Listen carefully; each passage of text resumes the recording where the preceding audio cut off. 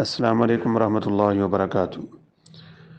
ایک بہن کا سوال ہے کہ تسبیحات جو نماز کے بعد ہوتی ہیں یہ صرف دائیں ہاتھ کی انگلیوں پہ ہیں یا بائیں ہاتھ کی انگلیوں پہ بھی پڑھنی چاہیے؟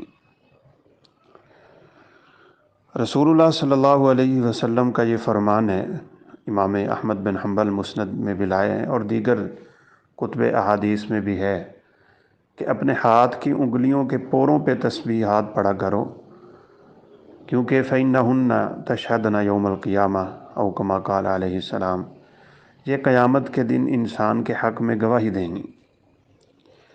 جتنی بھی اس موضوع کی روایات ہیں، آپ صلی اللہ علیہ وسلم کے بارے میں بھی آتا ہے کہ آپ انگلیوں کے پوروں پہ تسبیحات پڑھا کرتے تھے، اور پھر اس حدیث مبارکہ میں آپ نے حکم بھی دیا ہے۔ ان میں اکثر بیشتر روایات میں دائیں یا بائیں کا ذکر نہیں ہے، اتنے الفاظ ہیں کہ اپنے انگلیوں کے پوروں پہ تسبیحات پڑھو کہ یہ قیامت کے دن گواہی دیں گی۔ البتہ ایک ابو داود کی روایت ہے جس میں کچھ کلام بھی ہے، یعنی اس کو بعض علماء نے کمزور بھی کہا ہے۔ اس میں یہ الفاظ ہیں کہ رسول اللہ صلی اللہ علیہ وسلم تسبیحات اپنے دائیں ہاتھ کی انگلی کے پوروں پہ پڑھا کرتے تھے۔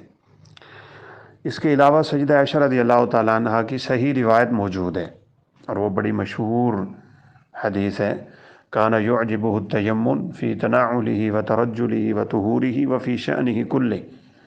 آپ صلی اللہ علیہ وسلم پاکیزگی حاصل کرنے میں، کنگھا کرنے میں، خوشبو لگانے میں اور اچھے اچھے کاموں میں اپنا دایاں ہاتھ استعمال کیا کرتے تھے۔